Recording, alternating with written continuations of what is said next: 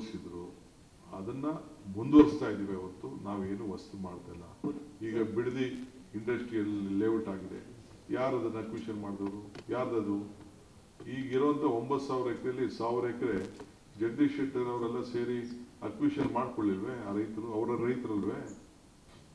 ಇದು ರಾಜಕಾರಣಕ್ಕೋಸ್ಕರ ಅವ್ರು ಮಾಡ್ತಾ ಇದ್ದಾರೆ. ಈಗ ಹೊಸ ಇಂಡಸ್ಟ್ರೀಸ್ ಬರಬೇಕು ಅಂತ ಹೇಳ್ತಾ ಇದ್ದಾರೆ.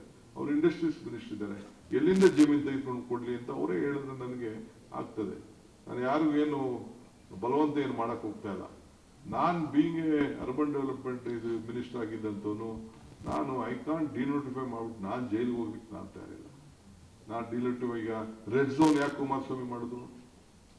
ರೆಡ್ ಝೋನ್ ಅಂತ ಯಾಕೆ ಕುಮಾರಸ್ವಾಮಿ ಅವ್ರು ಮಾಡಿದ್ರು? ಅದಕ್ಕೆ ಫಸ್ಟ್ ಉತ್ತರ ಹೇಳಿ. ಯಾಕೆ ನೋಟಿಫಿಕೇಶನ್ ಮಾಡಿದ್ರು? ಅದಕ್ಕೆ ಉತ್ತರ ಹೇಳಿ. ಯಡಿಯೂರಪ್ಪನವರು ಅದನ್ನ ಮುಂದುವರಿಸಿದಾಗ ಯಾಕೆ ಅದನ್ನ ಇವ್ರ ಕಾಲನ ಇತ್ತಲ್ಲ, ಇವ್ರಿಗೇನೆ ಡಿನೋಟಿಫೈ ಮಾಡಕ್ಕೆ ಅವಕಾಶ ಇತ್ತಲ್ಲ. ಇವರು ಚೀಫ್ ಮಿನಿಸ್ಟರ್ ಇದ್ರು, ಯಡಿಯೂರವ್ರದ್ದು ಸರ್ಕಾರ ಇತ್ತು, ಬಿಜೆಪಿ ಗೌರ್ಮೆಂಟ್ ಇತ್ತು, ಅವರು ಡಿನೋಟಿಫೈ ಮಾಡಬಹುದಾಗಿತ್ತಲ್ಲ. ಪಾಪ ಅವ್ರೇನೋ ರಾಜಕಾರಣಕ್ಕೆ ಅವ್ರು ಮಾತಾಡ್ತಾ ಇದ್ರೆ ನಾನು ಬೇಜಾರು ಮಾಡ್ಕೊಳ್ಳೋದು. ರೈತರೆಲ್ಲ ಒಳ್ಳೆಯವರೇ. ದಿ ಹೈಯೆಸ್ಟ್ ಕಾಂಪನ್ಸೇಷನ್ ಅವ್ರಿಗೆ ಕೊಡ್ತಾ ಇದ್ದೀನಿ ನಾನು. 80% ಜನ ಮುಂದೆ ಬಂದಿದ್ದಾರೆ. ಮುಂದೆ ಬರಲಿಲ್ಲ ಅಂದ್ರೆ ನಾನೇನು ಮಾಡಕ್ ಆಗಲ್ಲ. ಕಾನೂನು ಏನಿದೆ ಕಾನೂನು ಪ್ರಕಾರ ಮಾಡ್ಬೋದು.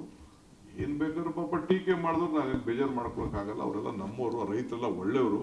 ಪಾಪ ಬಿಸ್ಕೆಟ್ ಮಾಡ್ತಾ ಇದ್ದಾರೆ. ಅವರೇ ನಾನು ಇದಕ್ಕೆ ಪಿತಾಮಹ ಯಾರು? ಅವರೇ ತಾನೇ ಪಿತಾಮಹ. ಅವರೇ ಒಪ್ಕೊಂಡಿದಾರಲ್ಲ.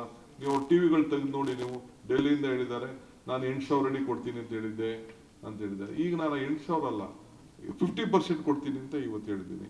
ನಿನ್ನೆ 2.25 ಕೋಟಿ ರೂಪಾಯಿ ಅಷ್ಟು ಒಬ್ಬೊಬ್ಬರು ಎಕರೆಗೆ ಸಿಕ್ಕಿದೆ. ಎಲ್ಲಿ ಕೊಡ್ತಾರೆ 2.25 ಕೋಟಿ ರೂಪಾಯಿ? ದೊಡ್ಡ ಮಟ್ಟದ ಹೋರಾಟ ಮಾಡ್ತಿದ್ದಾರೆ ಸರ್, ಕಡಿಮೆ ಆಯ್ತು.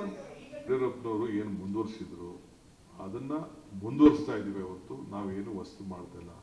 ಈಗ ಬಿಡದಿ ಇಂಡಸ್ಟ್ರಿಯಲ್ ಲೇಔಟ್ ಆಗಿದೆ, ಯಾರು ಅದನ್ನ ಅಕ್ವಿಷನ್ ಮಾಡಿದವರು?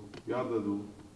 ಈಗಿರುವಂತ 9,000 ಎಕರೆಯಲ್ಲಿ 1,000 ಎಕರೆ ಜಗದೀಶ್ ಶೆಟ್ಟರ್ ಅವರೆಲ್ಲ ಸೇರಿ ಅಕ್ವಿಷನ್ ಮಾಡ್ಕೊಳ್ಳಿಲ್ವೇ? ಆ ರೈತರು ಅವರ ರೈತರಲ್ವೇ?